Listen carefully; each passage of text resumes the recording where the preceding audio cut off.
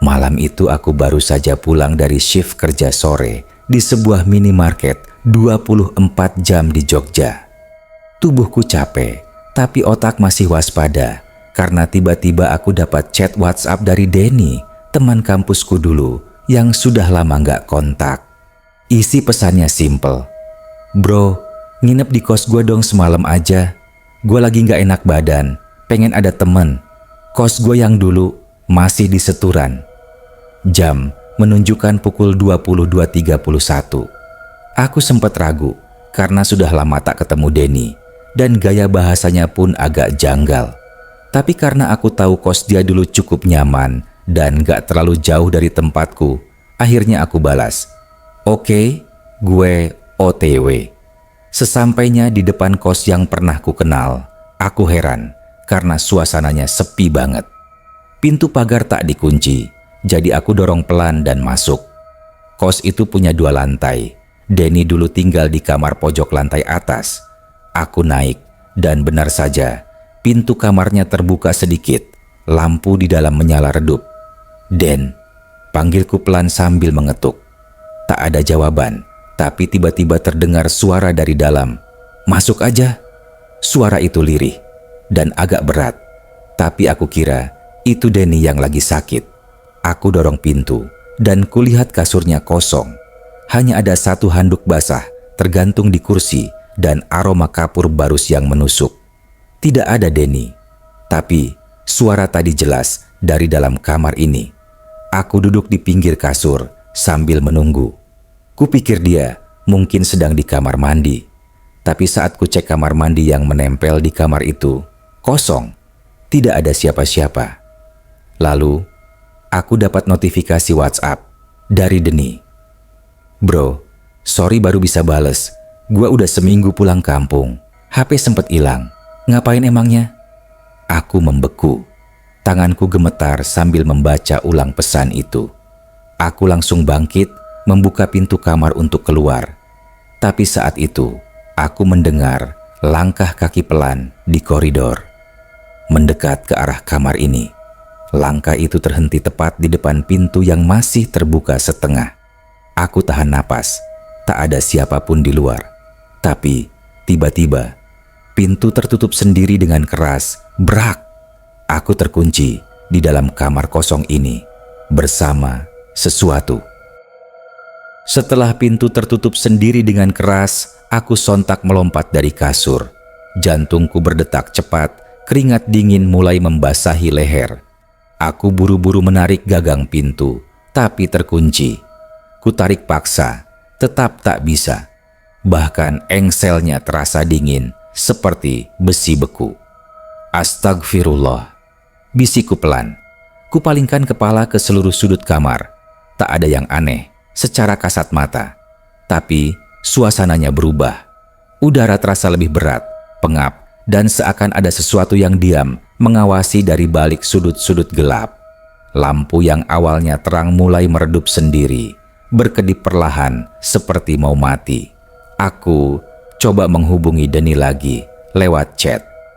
"Lu serius ini di kampung? Gua lagi di kamar kos lu, tapi gua dikunciin.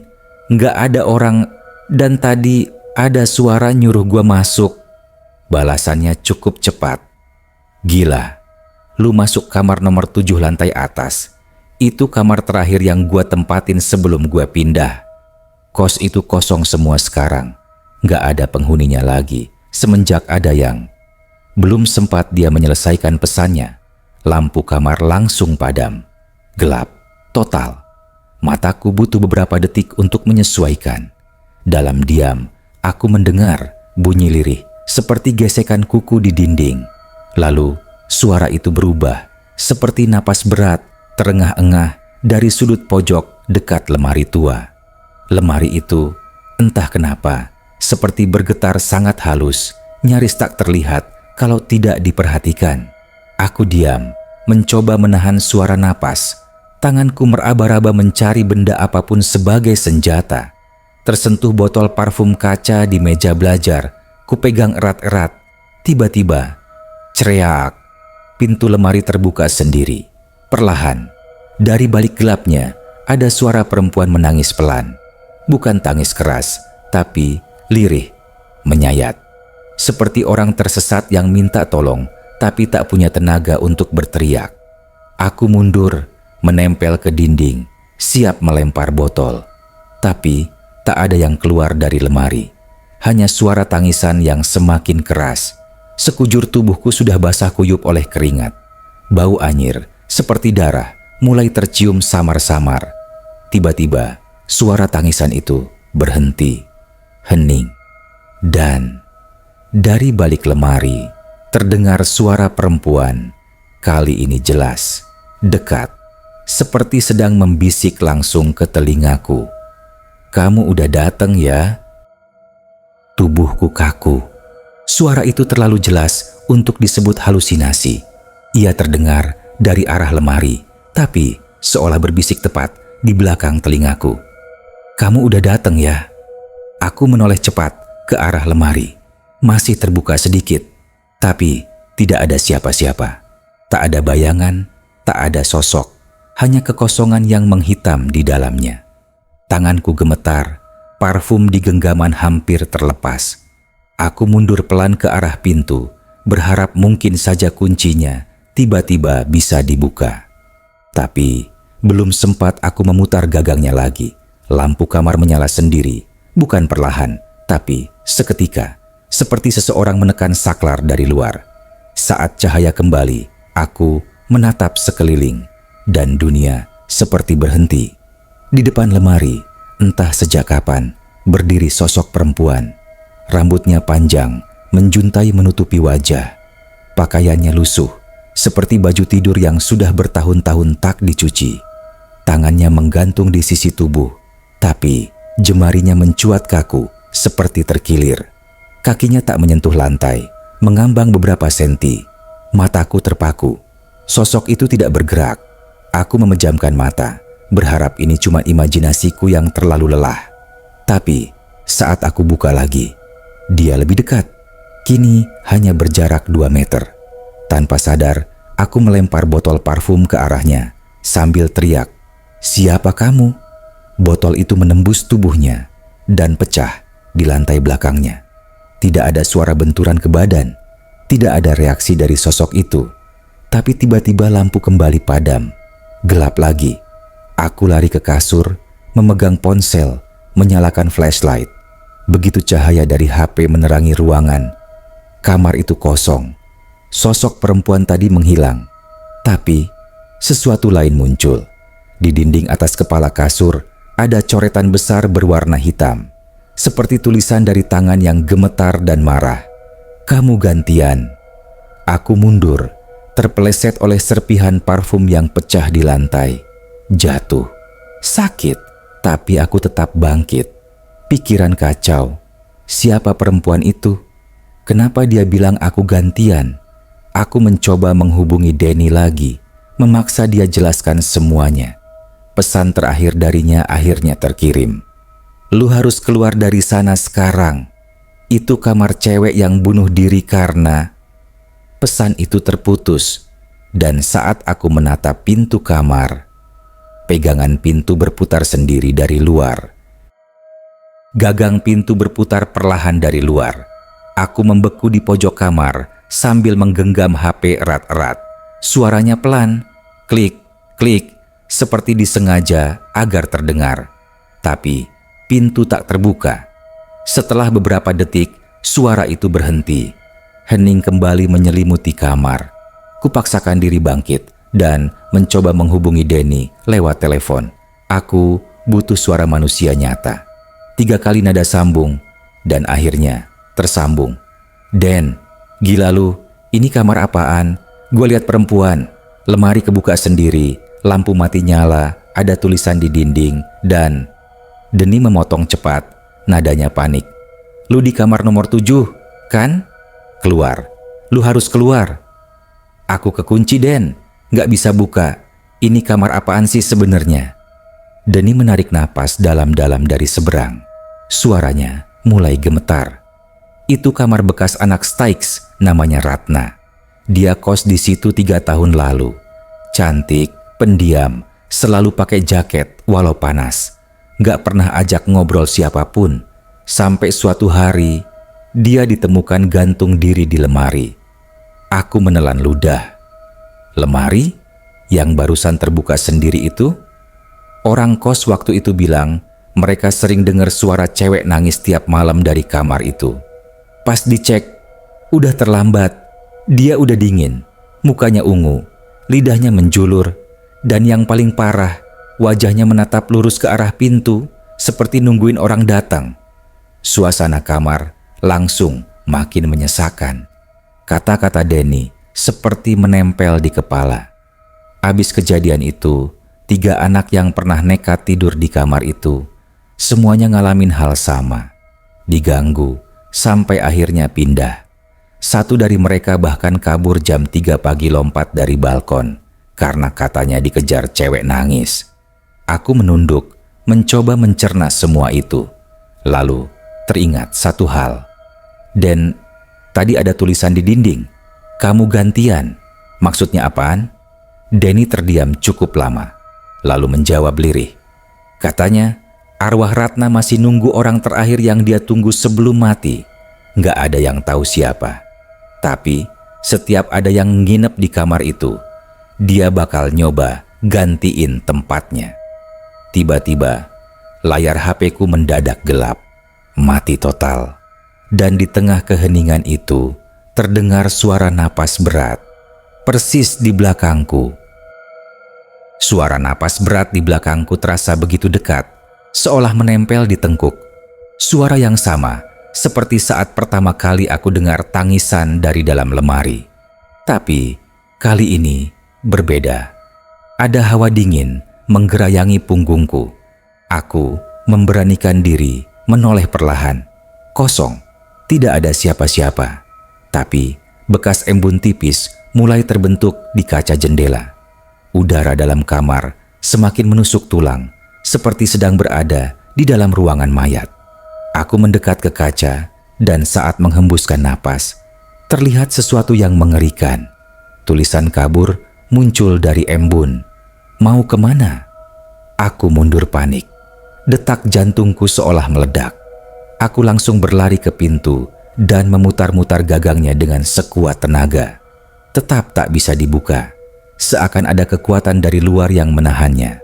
Lalu terdengar suara seretan, pelan, konsisten, dari arah lemari. Lemari itu kembali terbuka. Kali ini terbuka penuh. Dari dalamnya muncul asap tipis keabuan, seperti kabut. Dan kemudian sosok perempuan itu muncul, perlahan, seperti melayang keluar. Rambutnya menutupi seluruh wajah. Tangannya menggantung mati, dan di lehernya terlihat bekas luka tali yang menghitam, melingkar sempurna. Dia tidak bicara, hanya berdiri, menatap dengan kepala sedikit miring. Tubuhnya seolah mengajak atau memaksa. Aku mundur pelan, ingin kabur, tapi tubuhku seperti berat. Kakiku sulit digerakkan, seperti ada tangan tak terlihat yang mencengkeram pergelangan kakiku. Nafasku mulai sesak. Ruangan berputar. Sosok itu semakin dekat. Dan ketika ia hanya berjarak setengah meter, tiba-tiba wajahnya menengadah. Matanya kosong, hitam. Tidak ada bola mata, hanya cekungan.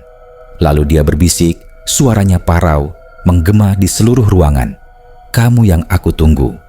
Tangan dinginnya menyentuh dadaku, dan seketika pandanganku gelap. Namun bukan pingsan biasa. Saat aku membuka mata, kamar itu tidak ada. Aku berada di dalam lemari. Semuanya sempit, gelap, dan tubuhku kaku. Tidak bisa bergerak. Dan di depan pintu lemari, aku bisa melihat ada seseorang baru berdiri di kamar. Seorang laki-laki masuk dengan koper. Mungkin penghuni baru. Aku ingin berteriak, tapi tak ada suara yang keluar dari mulutku. Dan untuk pertama kalinya aku sadar, sekarang aku ada di posisi Ratna. Tubuhku kaku, lidahku keluh. Aku benar-benar di dalam lemari. Ruang sempit ini tak ada celah, hanya gelap pekat dan bau apek seperti kain basah yang membusuk. Tapi mataku bisa melihat keluar. seolah aku ada di dalam tubuh orang lain atau dalam tubuh arwah itu. Di luar, kulihat penghuni baru, mungkin anak kos yang akan gantiin posisi selanjutnya. Dia duduk di kasur sambil membuka tas, tak menyadari kalau dari balik lemari aku sedang mengawasinya. Aku panik, berkali-kali mencoba bergerak, berteriak, apapun, tapi tak bisa. Suara seperti tertahan dalam dada, bahkan jantungku terasa lambat. Satu-satunya yang masih bekerja adalah mataku dan rasa takut. Tiba-tiba, cahaya di dalam lemari redup berubah jadi kabut kelabu. Sekelilingku mendadak penuh bisikan, puluhan, ratusan suara. Aku mengenali salah satunya, suara Ratna. Kita semua di sini, semua yang pernah dipanggil untuk menemani. Bayangan wajah-wajah pucat mulai muncul di dinding lemari. Ada laki-laki, perempuan, bahkan satu anak kecil. Semua menatapku, matanya kosong, seperti kehilangan harapan. Apa maksudnya dipanggil? Pikirku. Lalu dari arah belakang muncul cahaya merah samar. Sosok Ratna berdiri dengan tubuh menggantung, matanya kosong, tangannya menunjuk langsung ke wajahku.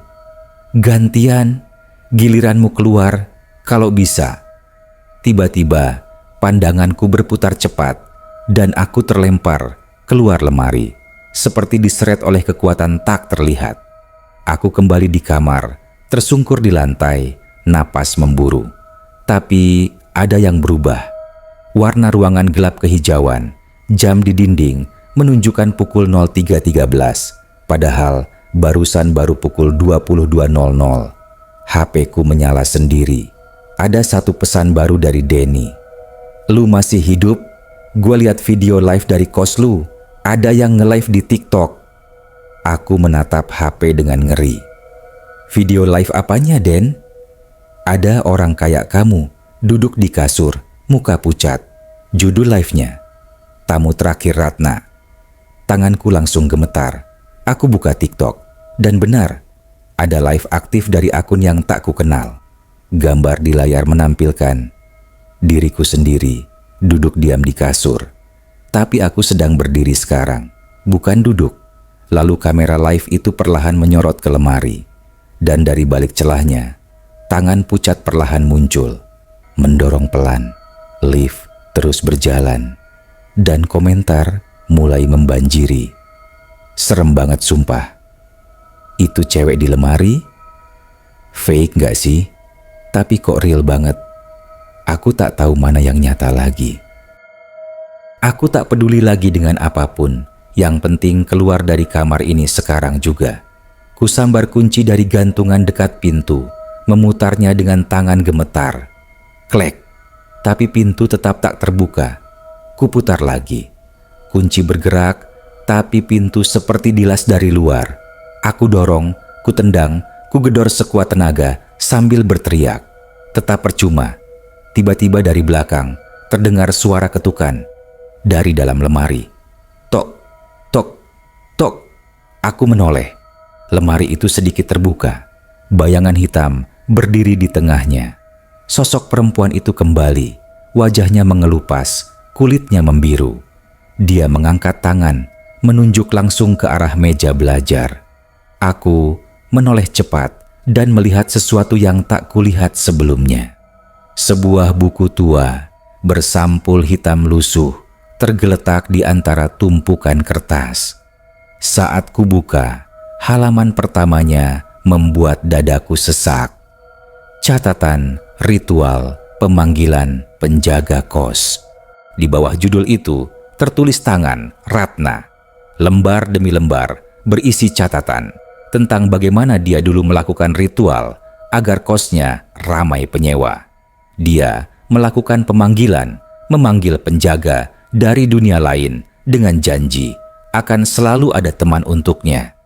Tapi setelah Ratna gantung diri karena depresi, ritual itu tak berhenti, malah berubah menjadi kutukan. Arwahnya tak pergi, dan setiap ada yang datang ke kos, terutama yang menginap sendirian, maka tamu itu dianggap teman baru, teman yang harus ikut dan tak boleh pergi.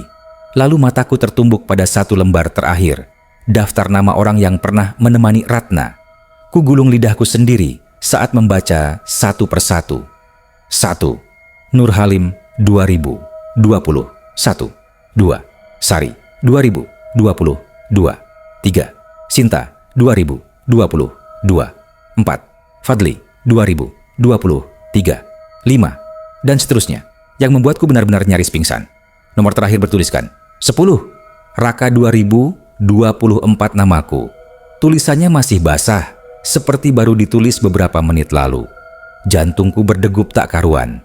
Aku lempar buku itu dan lari ke jendela. Kubuka paksa dan berhasil. Tapi begitu kulihat keluar, dunia di luar berubah. Jalanan hilang. Kos-kosan tetangga tak ada. Hanya kabut pekat, seperti jurang tak berdasar. Aku benar-benar terperangkap dalam dunia Ratna. Dan dari belakangku terdengar suara pelan tapi jelas. "Nggak usah takut, Rak. Di sini nggak sendirian kok." Aku berbalik dan semua wajah yang kulihat di lemari kini berdiri di belakangku, diameter menatapku. Deretan wajah di belakangku seperti mayat hidup, diameter mata kosong. Ada yang wajahnya bolong, ada yang lidahnya menjulur keluar, ada juga yang memegang papan bertuliskan tanggal kematian mereka sendiri. Aku mundur perlahan, punggungku menempel ke jendela. Tapi jendela itu sekarang tertutup rapat lagi, seolah tadi hanya khayalan. Kupukul-pukul kacanya, tapi yang kudengar justru suara dari balik kaca. "Gak ada yang bisa keluar, Raka." Aku menoleh cepat ke arah suara itu. Ratna berdiri tepat di tengah mereka. Tapi kali ini tubuhnya tak lagi menggantung. Dia utuh, bahkan mengenakan seragam kampus lengkap. Tapi wajahnya terlalu pucat dan matanya seolah dua lubang kosong. "Gue cuma pengen ditemenin, nggak lebih," katanya lembut. Aku gelengkan kepala, makin panik. "Lu udah mati, lu bukan manusia lagi. Lu nggak punya hak nahan orang," bentakku. Tapi Ratna cuma senyum. Ia melangkah mendekat pelan, dan saat jaraknya tinggal 2 langkah dariku, ia berbisik, "Lu dipanggil, bukan datang sendiri." Aku tercekat. Ingatanku berputar. Chat dari Ratna seminggu lalu yang ngajakku nginap. Padahal kata Deni, Ratna udah pulang kampung sejak 2 minggu yang lalu. Jadi yang ngajak aku itu siapa? Aku jatuh terduduk. Suasana kamar berputar. Semua wajah itu kini duduk mengelilingiku, seperti ritual pemanggilan. Mereka mulai membisikkan namaku berulang-ulang. "Raka, Raka, Raka." Kepalaku terasa mau pecah. Lalu lampu kamar mati. Semua jadi gelap. Dalam hitungan detik ada cahaya dari pintu terbuka perlahan. Tapi bukan cahaya putih, melainkan merah, seperti dari api kecil. Di ambang pintu berdiri sosok kakek tua, kulitnya melepuh, mata menyala merah darah. "Belum waktumu," katanya. Dia mengangkat tongkat kayu dan mengetuk lantai 3 kali. Suara keras menggema. Semua sosok di kamar menjerit, seolah terbakar. Ratna menatapku dengan mata kecewa. "Lu harus balik, tapi lu bakal balik lagi ke sini, cepat atau lambat." Sekejap kemudian, semuanya menghilang dalam asap hitam. Aku terbangun. Di kasur, kamar sudah terang. Jam menunjukkan pukul 6.03 pagi. HP-ku ada di tangan. Tak ada live TikTok, tak ada chat dari Deni. Seolah malam itu tak pernah terjadi. Tapi begitu kulirik ke arah lemari, buku hitam itu masih ada di meja. Dan tulisan terakhir di dalamnya, "Raka, ditunda, akan kembali." Aku langsung pulang ke rumah setelah pagi itu. Naik ojek online dengan tubuh gemetar. Sepanjang perjalanan, aku hanya bisa menatap kosong ke jalan. Bahkan saat sopir sempat tanya, "Mas, nggak apa-apa?" Aku hanya bisa mengangguk pelan. Setibanya di rumah, ibu langsung kaget melihat wajahku yang pucat dan mata cekung. "Raka, kamu kenapa? Sakit?" Aku cuma jawab, Cuma kecapekan, Bu. Mau tidur. Seharian aku ngurung diri di kamar, tapi pikiran terus dihantui kejadian semalam. Aku cek HP, semua pesan dari Ratna sudah hilang. Tapi yang paling aneh, chat terakhirku ke Deni. Nggak ada. Seolah aku nggak pernah chatting sama sekali. Aku berusaha anggap itu cuma mimpi. Tapi makin malam, makin banyak yang terasa ganjil. Lampu kamar tiba-tiba meredup sendiri. HP panas tanpa sebab. Dan yang paling mengerikan, bau anyir darah kembali muncul. Padahal aku jauh dari kos itu sekarang. Pukul 1.37 dini hari, aku terbangun dari tidur. Keringat dingin membanjiri tubuhku. Aku merasa seperti ada yang duduk di ujung ranjang. Pelan-pelan aku menoleh, dan ya, dia di sana. Ratna, masih dengan seragam kampus. Rambut panjang menutupi sebagian wajah, tapi aku bisa melihat mata itu. Kosong, hitam, menusuk. Dia tak berkata apa-apa, hanya menatapku, lalu menunjuk ke meja belajarku. Aku langsung duduk dan melihat buku hitam itu. Buku yang seharusnya tertinggal di kos, kini ada di rumahku. Tanganku gemetar saat membuka halaman terakhir. Tulisan sebelumnya ditunda, kini berubah. Raka, telah diterima. Temani Ratna selamanya. Aku banting buku itu dan mundur ke dinding. Tapi saat mataku kembali mencari Ratna, dia sudah tak ada. Tapi suara bisikan terdengar dari segala arah kamar. Temenin aku, di mana aja kamu, aku ikut. Dan saat aku menatap cermin, pantulan Ratna berdiri di belakangku. Meskipun tak ada siapa-siapa di kamar ini secara nyata. Aku terjatuh, hampir gila. Besoknya aku cerita ke ibu. Tapi yang keluar dari mulut ibu malah bikin darahku berhenti mengalir. Ratna, yang kamu maksud si Mbak yang kemarin nungguin kamu semalaman di depan pagar rumah. Aku langsung lemas. Dia ikut aku sejak keluar dari kos itu. Setelah ucapan ibu soal Mbak Ratna yang nunggu di depan pagar semalaman, aku nggak bisa tidur sama sekali. Aku menyalakan semua lampu kamar, bahkan semprotin wewangian ruangan tiap jam, berharap aroma itu bisa menutupi bau anyir yang terus muncul tiap malam. Tapi semua sia-sia. Setiap jam 1 malam, suara langkah kaki akan terdengar dari ruang tamu.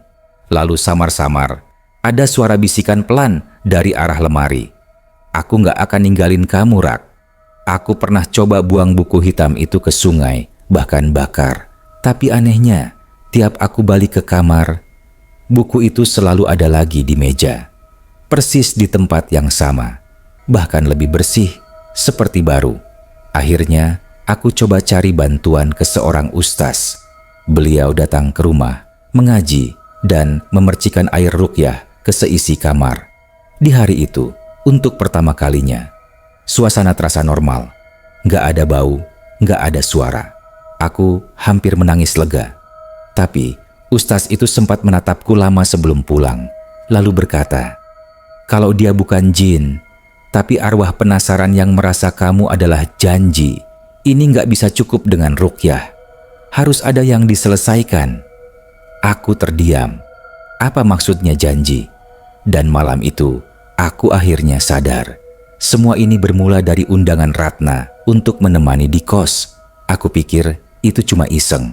Tapi ternyata, saat aku jawab iya, aku secara tidak sadar menyanggupi panggilan dari arwah yang belum tenang. Aku nekat ke kampus, cari tahu tentang Ratna. Di ruang arsip mahasiswa, aku temukan berkas duka cita. Ratna meninggal 2 minggu sebelum aku nginap di kos itu. Sebabnya, bunuh diri karena depresi dan merasa tak punya teman. Tanganku gemetar saat melihat catatan terakhir Ratna di jurnal harian kampus. Mungkin nanti aku bakal undang siapapun yang mau temani aku, biar nggak sendirian terus. Aku merasa mual. Jadi, aku bukan korban, tapi pilihan. Malam itu, aku buat keputusan terakhir. Aku duduk sendiri di kamar, nyalain kamera HP, dan berkata, "Ratna, gue minta maaf Gua nggak ngerti maksud lu waktu itu. Tapi kalau ini semua karena lu sendirian, gua udah denger cerita lu. Sekarang lu tenanglah. Gua nggak akan lupain lu. Lalu aku bakar buku itu. Tapi kali ini, abu buku itu nggak kembali.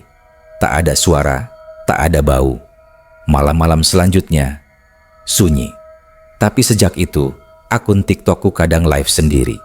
Dan orang-orang komentar, "Kak, cewek belakangmu siapa? Senyumnya serem banget."